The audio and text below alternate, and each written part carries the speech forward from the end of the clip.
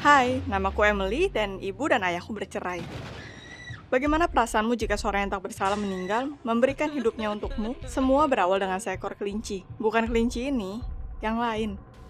Mungkin itu sebuah pertanda. Kamu tahu, aku hidup dengan ibuku dan nenek setelah orang tuaku bercerai.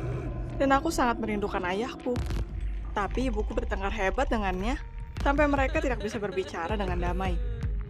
Tiap kali mereka bertemu, itu menjadi sebuah skandal buruk, dan aku tidak tahu harus membela siapa. Setidaknya nenek tidak terlibat di pertengkaran ini. Tapi itu tidak membantu. Aku tahu bahwa orang tuaku tidak bahagia bersama.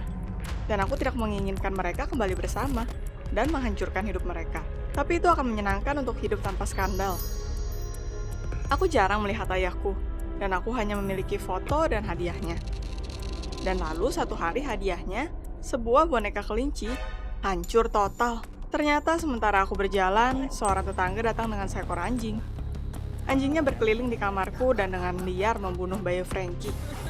Nenekku sangat sedih, karena dia tidak melindungi peliharaanku. Itu bahkan bukan mainan, tapi itu adalah pemberian terakhir ayahku sebelum perceraiannya. Dia dulu sering memanggilku Bani. Itu candaan kita. Aku sangat terluka karena ini. Apa orang tercintamu memberikanmu hadiah?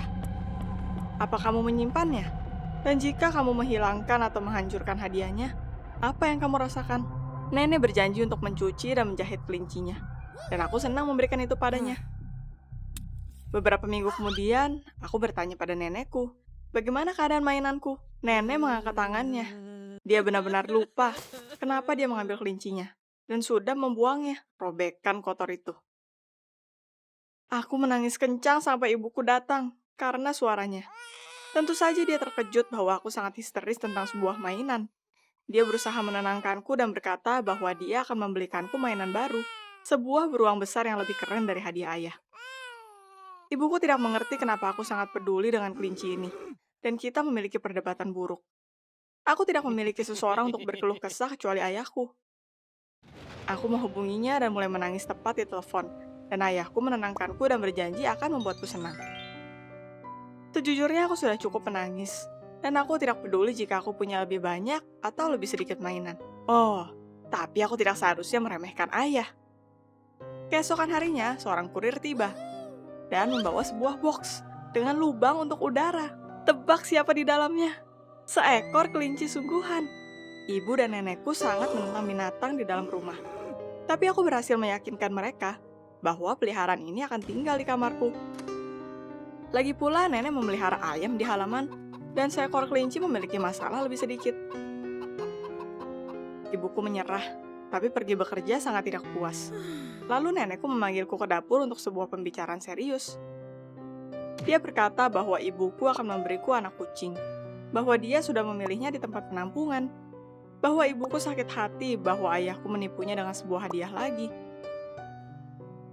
Dia berusaha meyakinkanku untuk mengembalikan kelincinya ke toko hewan dan menikmati anak kucingnya, tapi aku menolak.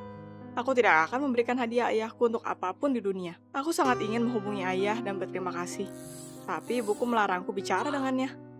Seperti itu, dia menghujaniku dengan hadiah setelah setiap telepon, dan dia akan memanjakanku. Itu menyakitkan, tapi lalu aku berbicara dengan nenekku dan sedikit lebih tenang. Ketika kita berjalan, dia menjelaskan padaku bahwa ibuku sangat peduli karena dia melihat ayahku membayar dengan hadiah dan tidak mau menghabiskan waktu denganku. Dan dia tidak tertarik denganku. Aku awalnya tidak mempercayainya. Tapi sebelum aku pergi tidur, aku berpikir akan apa yang dia katakan. Dan ya, ayahku selalu menghabiskan sedikit waktu denganku dan memberiku banyak hadiah. Tapi apa baiknya hadiah ini? Boneka rusak, dress robek, mainan hilang, manisan tersisa. Atau nenek dan ibu memberiku sesuatu yang lebih keren, dan aku sendiri kehilangan hadiah ayah. Tapi itu berbeda dengan kelincinya.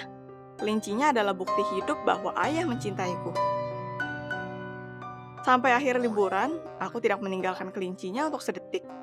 Tapi lalu hari sekolah dimulai. Aku menghabiskan waktu dengan temanku lagi, berjalan, berolahraga, dan belajar. Dan aku tidak lagi tergesa pulang, bahkan mengetahui bahwa kelinci favoritku menungguku di sana. Aku terbiasa dengannya, seperti aku terbiasa dengan hadiah yang lain. Dan itu masih hidup dan itu adalah temanku.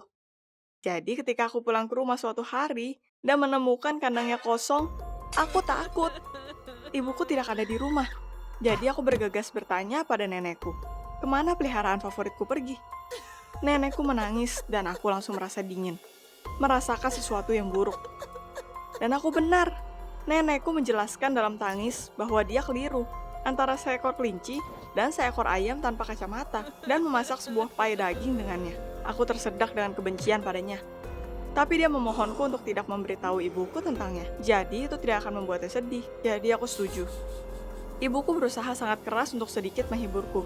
Berjanji padaku untuk anak kucing paling cantik di dunia. Apa pikirmu seekor anak kucing bisa menggantikan temanku yang mati? Dalam keputusasaan dan tangis, aku menghubungi ayahku setelah semua orang tidur untuk mengeluh soal nenekku. Tebak apa yang dia katakan. Ternyata nenekku memberitahunya bahwa aku membencinya, bahwa aku tidak mau mendengar tentangnya, dan menuntut kelincinya untuk menjadi santapan karena aku membencinya juga. Kamu lihat, aku tidak menyukainya. Aku bergegas mengucapkan perpisahan karena aku memiliki hal untuk dipikirkan. Itu terdengar gila, tapi nilailah sendiri. Mainanku hilang dan rusak. Nenekku membuang sebuah mainan kelinci dan membunuh seekor kelinci. Sementara berbohong pada ayahku, yang aku dilarang untuk menghubunginya. Paginya aku diam-diam memberitahu ibuku tentangnya dan dia sangat marah.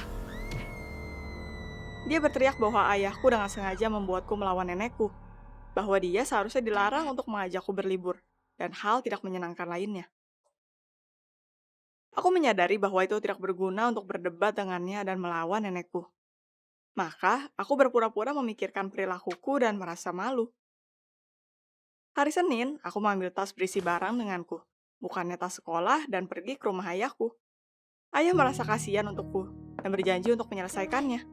Kita makan malam bersama dan dia memberitahuku untuk tinggal semalam dan menyiapkan kamarku.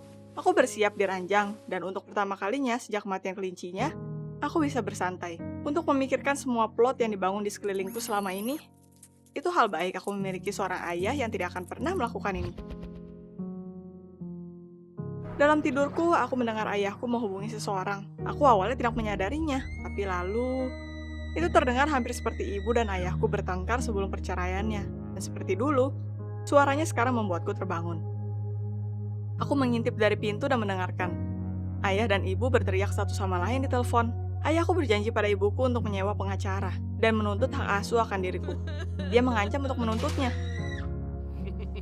Aku tidak mau mereka bertengkar dan membagiku lagi. Jadi aku muncul di antara mereka dalam kemarahan dan membuat sebuah skenario. Aku memohon, aku berteriak, aku mengancam untuk kabur dari rumah dan tidak membiarkan siapapun menghampiriku. Ayah menjadi tenang dan mengantarku tidur, dan di pagi hari, aku mendengar bel pintu berbunyi.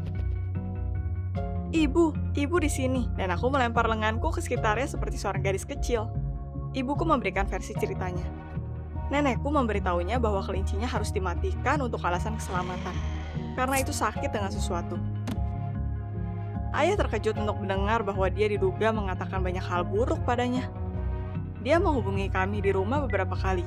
Nenekku menjawab, dan dia memintanya untuk memberitahu kami bahwa teman kami menghubungi ibuku untuk menghabiskan waktu bersama, atau pengacaranya akan merencanakan pertemuan tatap muka dan menyelesaikan masalah pembagian propertinya. Aku bertanya-tanya bagaimana nenekku merubahnya menjadi, aku membenci orang bodoh ini, dan aku akan mengambil semua uangnya dan anaknya.